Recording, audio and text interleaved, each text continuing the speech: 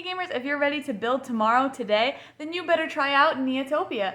In this game, you will be putting out different element types around the board in order to try and complete various project cards, having those elements in certain orientations. There are 3 different regions to play your elements to, and thus 3 different score tracks that you're going to move up.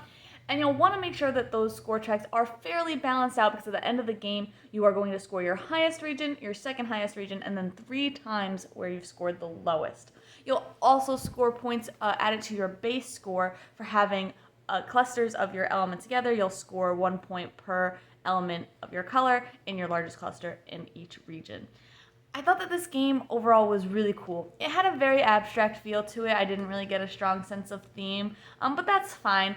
I thought that it just worked really well to try and collect the cards in order to try and go for certain patterns. The different elements will be out in the factories in the middle of the board, and they'll refill as you go out throughout the game, and they won't always have like one of each color come out. There'll be different configurations of the 4 colors, so you'll have to kind of plan, because you'll see what's coming up ahead of time, so you'll know, okay, I'm going to have a lot of opportunity to place purple, so I'm going to pick up a purple card now and hope that I get the chance to place those purple elements later so that I can finish this pattern. I thought the game was, of course, much more open at a lower player count game and a lot tighter with the full 4. At 4, you're going to get in each other's way a lot more. The board's going to change a lot between your turns, so you're not going to really be able to plan a ton because you're not really sure what patterns you'll be able to finish by the time it comes back around to you. That said, I did really like that aspect of having the tighter board, because it meant that there were so many more places where I could potentially try and go to finish my different cards. I also thought that it was interesting. There's a lot of strategy in what cards you might pick up, because if something is on the top of a pile, you cannot play the same card again on top of that. Has to be something in between.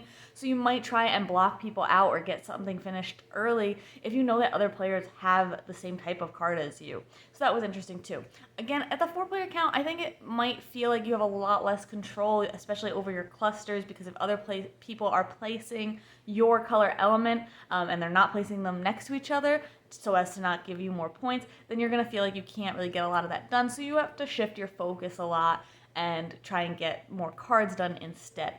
The game definitely has that, where you have to pivot in order to kind of really score the points where you have them available to you.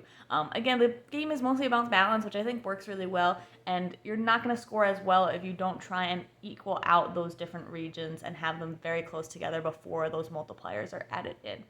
But if you like pattern building and a little bit of an abstract feel, then I definitely think that this one is one to check out. Again, if you want a little bit more of an open game, play it at 2. A little bit more of a tighter game, play it at 4. Something in the middle, play it at 3. But overall, definitely worth checking out, and you can check out my full review on this on the blog today.